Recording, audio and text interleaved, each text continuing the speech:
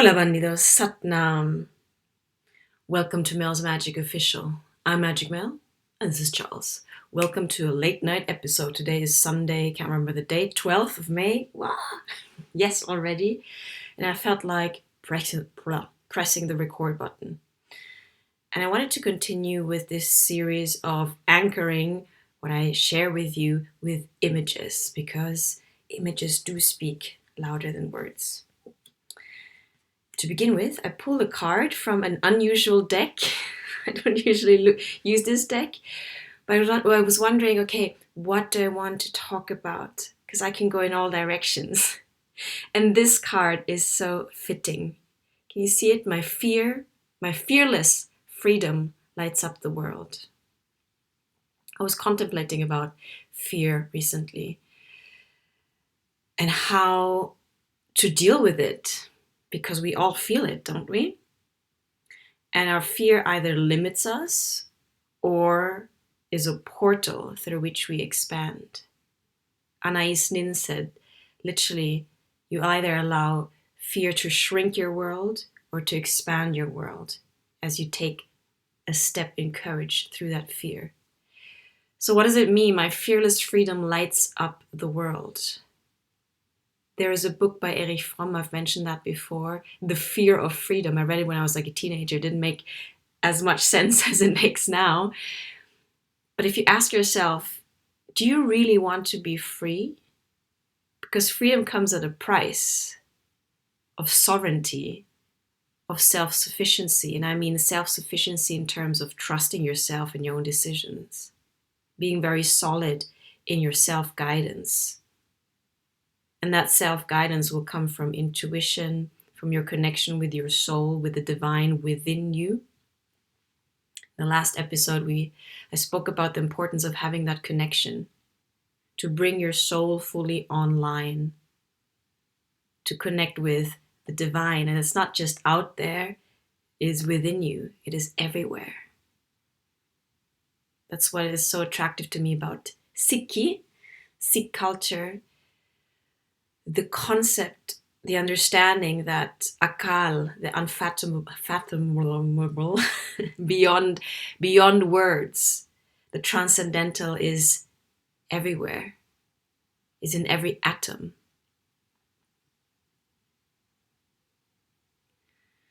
The fearless freedom, my fearless freedom lights up the world. Freedom from what? It starts with your mind. If you really think about it, the battle starts within you. Because with every thought, left or right, heaven or hell, we cause our own heaven or our own hell by the thoughts we choose, that we buy into, our own narrative that then influences what we believe.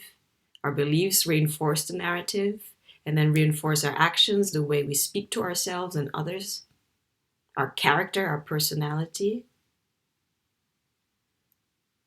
So getting to know our fears, the voice of fear, is essential here, because we cannot really choose if we don't see that there's a choice.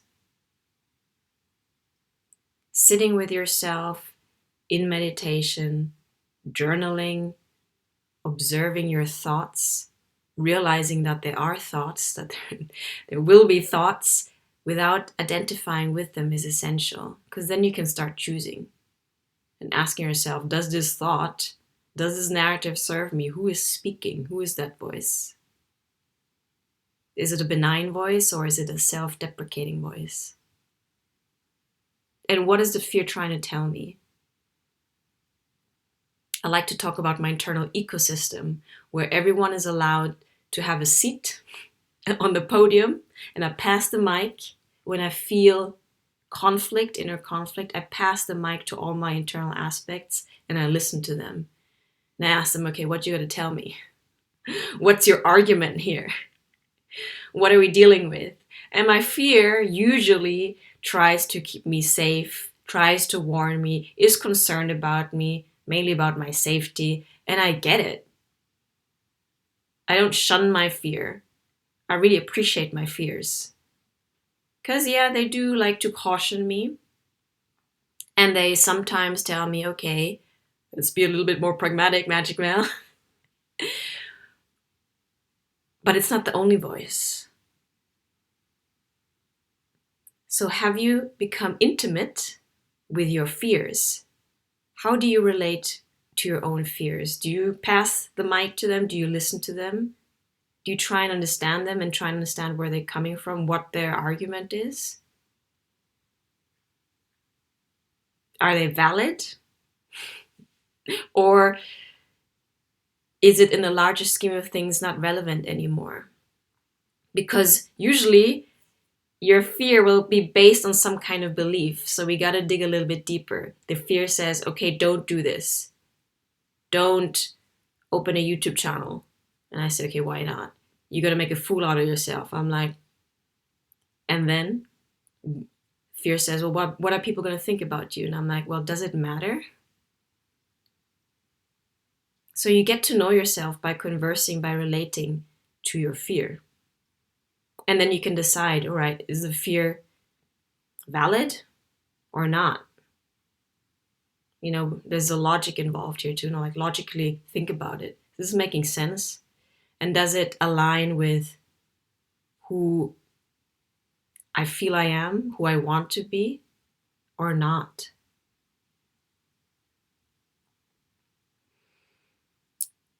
Fearless freedom. So freedom, first of all, freedom to choose who we want to be, how we want to show up. The freedom from our self-limiting beliefs. I mean, we have a few essential common fears, no? Apparently, the fear of public speaking is bigger than the fear of death in most people. Because this fear of being exposed, the fear of being criticized or judged or shamed in public, I mean, it's very real. I remember when I was a kid, my mom used to put me in ballet lessons, bless her. And I used to hate them. The teacher was really strict. And I used to develop a fever, like psychosomatically get sick because I was so terrified of going on stage and literally be in the limelight. So what are you afraid of? The fear of being seen. That's a big one nowadays, no? Because we get programmed into feeling not good enough. Since we're like, well, sometimes even before we're even born, that narrative is so conditioned into us, no?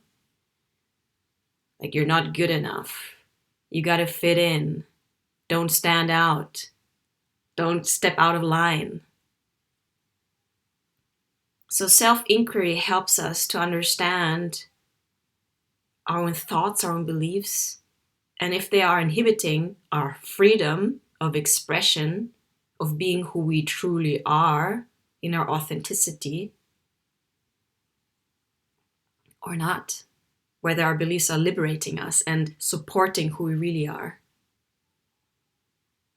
I like to remind you that, yes, of course, we live in an interconnected universe, but the one you spend most time with is you.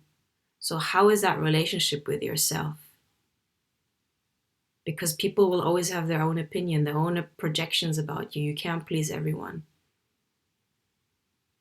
We gotta accept that, no? So how are you showing up for yourself? Do you even feel free? Do you want to be free? Just in this one sentence, there's so much to talk about.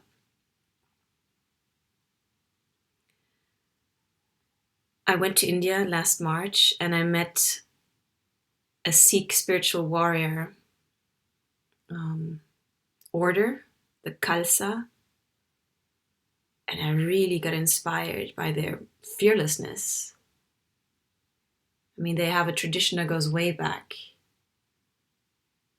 And I sense their fearlessness. And their fearlessness is based in their faith and this connection with the divine, Akal. In the last episode, I mentioned it's very difficult for us to surrender to life, meaning to trust life and the universe, the supreme, the enlightened one, if we don't have that connection. How can we be fearless if we don't have something deeper to connect with to sustain us and to give us courage? It's pretty much impossible. Like, we have to nourish ourselves from somewhere, no? And the fear, although it could be argued is an illusion, it feels very real. I mean, come on. Fear is just, it can completely take you over, no? It switches on our survival mechanism. It shuts off the communication from our heart to our CEO, hippocampus, the recent part of our brain that has more to do with the evolving consciousness, and it keeps us in our limbic system, i.e. in our survival mode, our reptilian brain, where we just think about surviving. We don't really make conscious, rational decisions, especially not ones that are connected with the heart, which has its own intelligence. Again, I invite you to reflect and contemplate about your own relationship with fear. How do you even treat your fear? I like to use this illustration of mine again. I invite my fears, my aspects, my shadows, because the fears are an aspect of our shadow, onto the stage of my consciousness, and I have a conversation because I'm curious. I say, okay, what are you going to say? Let's have some tea.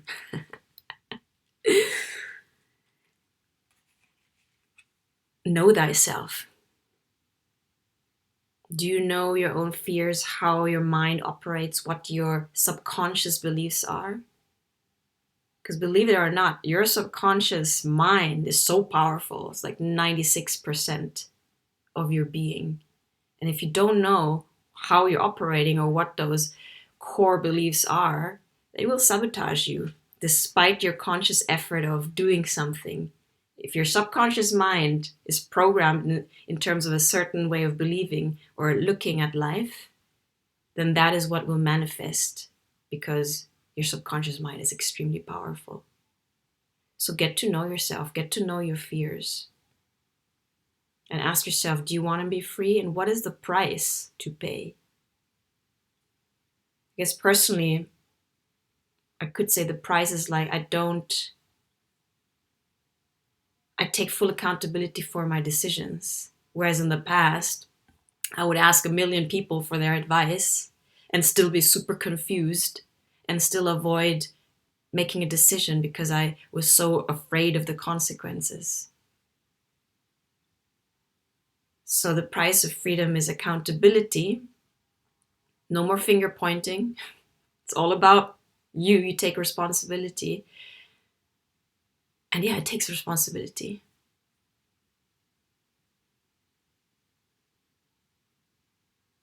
When you're free, it means you are aware that you have choice. So what are you choosing? This is the time to make different choices. Because with every choice, we open a new timeline. In our quantum world, all universes already exist. All realities already exist. The question is, which one are we aligning with through our choices? Because in the 3D realm, we may think and believe in all of that, and then we act. We choose. That's how we manifest things, no? And if you distill the choice, most of our choices come down to the fundamental question, am I choosing love or am I choosing fear? Am I choosing expansion and courage and faith and alignment? Or am I choosing contraction?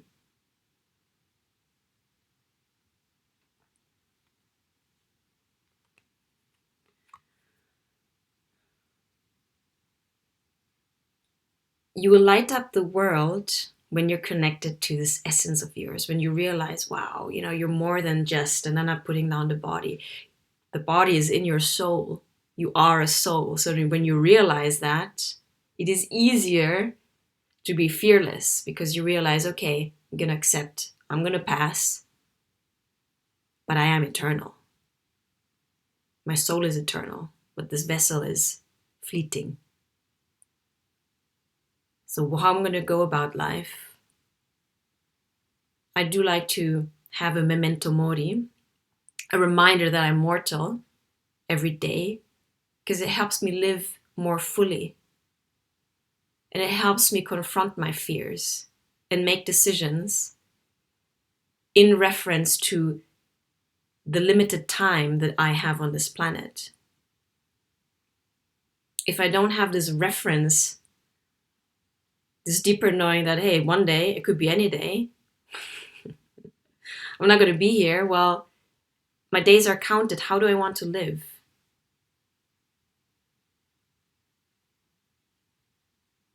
And that helps me push through fear and make decisions in faith and out of courage and accept the risks, because there's always going to be risks. But I'd rather deal with the consequences and the risks than close myself off from exploring or experiencing or experimenting or learning more about myself by expanding.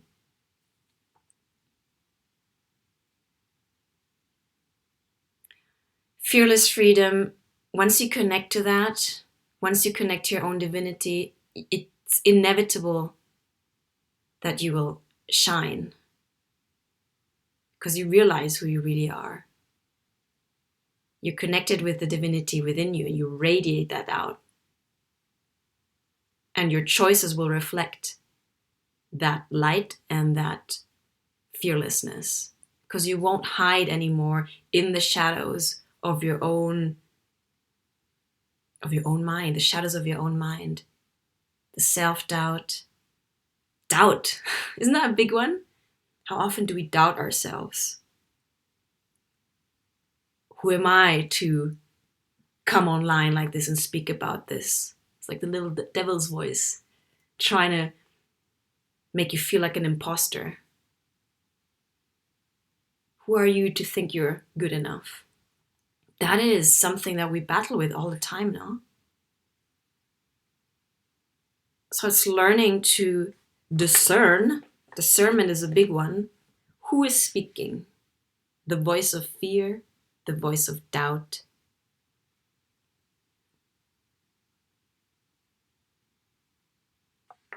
And again, we need the darkness not to be able to shine, because we need that contrast. We need the fear, we need the doubt to be able to consciously choose the other voice, the voice of faith, the voice of courage. We need that contrapunto, no? In this world of duality. So thank your fears for being there, because they help you. They give you the opportunity to choose who do you really want to be. But you're only able to choose once you become aware that you have a choice and that there are different ways of being and different voices and different values to live by.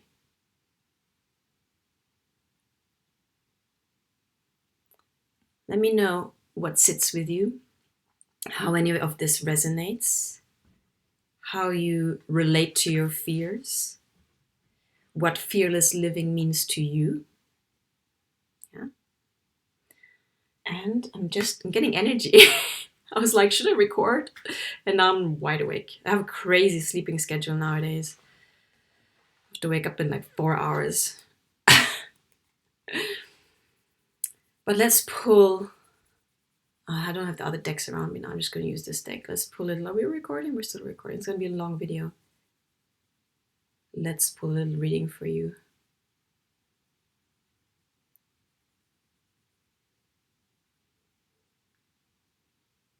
What is the next version of you asking you to embody? How about that? What is the next version of you? What does the next version of you ask you to embody? Yes, it's a bit of a long sentence. Because we're constantly evolving, we're constantly changing. And the new version of ourselves requires us to align with our embodiment, with our actions, with our being, with our thoughts, with the way we show up in a new way. So what is it? Who are you asked to be? What needs to change in terms of your lifestyle, your choices, your environment, your friends, what you consume, in order to allow this new version of you to come fully online? What are you choosing? Because we always have a choice.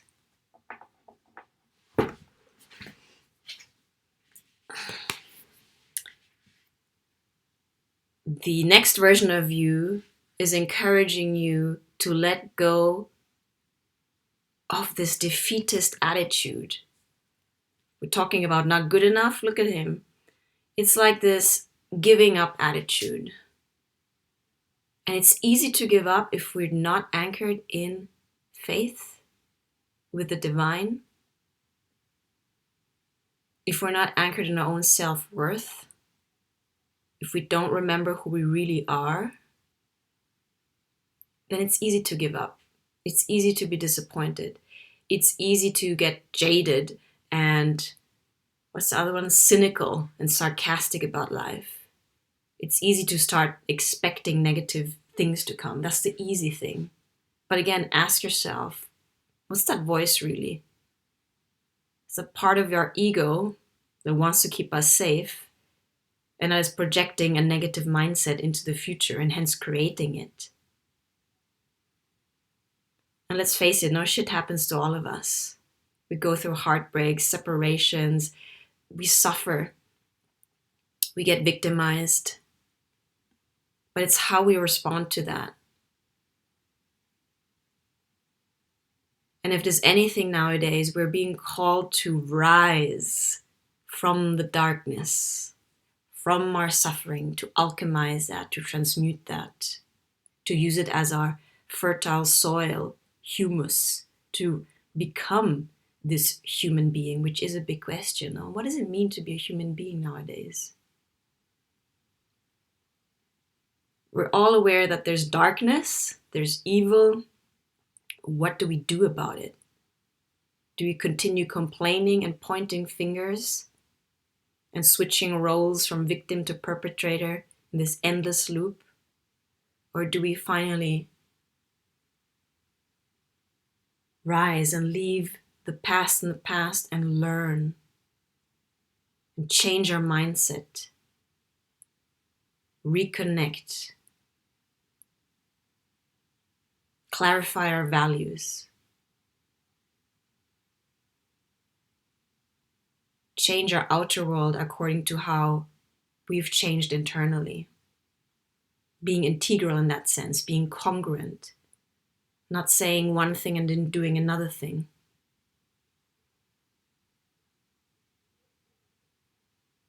So it's time for you to come out of this apathetic, give up, which is a big difference from surrendering, modus operandi. It's time to strengthen ourselves, become solid inside, and enlist the support of people who are also on a similar journey, because we need each other to support each other. But a lot of it has to do with your own choices first. The way you treat your fears, the way you talk to yourself, the narrative that you buy into, the information that you let in. It's time to come out of the lack mentality, that you're not good enough. It's time to stop focusing on the past and what went wrong and what happened, and come back to the present moment. With every moment, we decide to be a new being. That's how powerful we are. We can literally decide. We're a different, every split second, we're a different version of ourselves. It's like a film strip, but it happens so fast that it looks continuous. But you can freeze the frame for a second and say, I want to show up differently. So nourish yourself. Head up. Look for inspiration. Look for figures out there that inspire you. People, past or present, still alive, doesn't matter, but we need inspiration, no? It's time to rise, guys. It's time to rise.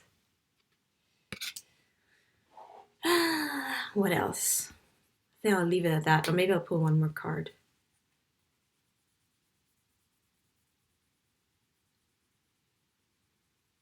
What does your soul want you to know? Thank you so much. What does your soul want you to know? At the end of the day, guys, we're like a song in the universe. We carry an essential keynote. And the opportunity lies in expressing that keynote that you are vibrating at. And the question is not whether you need to create more light, like you are a light, a huge light, but what is blocking it? What limiting beliefs and what fears are blocking the expression of your inner light? What I ask? What does your soul want you to know? Well, it's kind of linked with that. Your soul wants you to know that now is the opportunity, to connect back with your core. Yeah, your core. Like at the center of a tree, there's the old bark. That's where the growth rings are. And in the middle is prana, is the life force. So where's your life force? Are you connecting with it? What routines, practices are you implementing in your daily life to connect with that prana, that life force, that vitality? That's something I had to ask myself too. How am I living my life? Is it in cultivation of my gifts? Is an expression of self-love, of discipline? Where am I getting my energy from? How do I take care of my energy? Now is a good opportunity to look at that. And it's a good opportunity to get out of miser or lack mentality. This has to do with this one also. Not obsessing about only the material. I know it's easy, because we have material needs, but when to whom do we bow? That's a beautiful question. Is it the divine? Or is it a relationship or the car or our material worries? Are you fretting over insecurities without trusting that you are being supported? Is the moon that your fears obfuscating the light? Are you being miserly? Are you being stingy with whatever you have? And that's an interesting question we can talk about next episode, because it is important for you to create boundaries with your energy. But sometimes we come from lack and we think we have nothing to give. We always have something to share, no? Even if it's first to yourself. Being generous with yourself is important than to other people, no? So how are you restraining yourself too much? How are you being miserly with yourself? It's time to come out of that. It's time to cultivate your own energy so you grow into a strong tree with deep roots that can provide shelter and shade for other people and wisdom and beauty, no? But it's up to you to nurture yourself. Where is that nurturing coming from? We have so many needs, guys, that go beyond the physical. We have spiritual needs. All the riches in the world won't fulfill you if you don't have this deeper connection. Okay, I'll just speak for myself. Maybe you're all good. But I realize that this deeper sense of fulfillment that gives me solidity and that nurtures me is my connection with the divine, within, without. So how do I nurture that? How do I cultivate that? It's a relationship like any other relationship, so it needs to be taken care of. That is what gives me deep sustenance. And shit can hit the fan around me. Life happens, but I have this solidity within me. It sustains me, and from that I can share with you. So that's fundamental. That's one of our needs. That's how I see it. We have spiritual needs.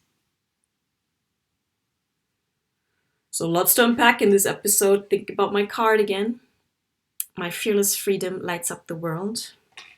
Think about how you relate with your shadow aspects and the fears. Our fears are a big shadow aspect. Yeah. How do you talk to yourself? How do you nourish yourself? And are you being stingy with yourself and others? Question mark. Okay, guys? I'll leave it at that. It's 30 minutes. Wow. And we gotta edit this video, post it, and sleep in 4 hours. I have my own practice. I get up early these days for my own spiritual practice, which is my own cultivation of my energy. Guys, thank you for supporting Mel's Magic Official. Like, share, and subscribe. Thank you for any donations if you value my content, and become a tribe member on Mel's Magic Official Patreon channel. It's Magic Mel and the Love Rebels, because we are the spiritual warriors. And remember, if there's any war, it starts within us. What are we choosing? What thoughts? Faith or fear? Love or fear? It's inside of us. Okay? Sign up. I love you guys.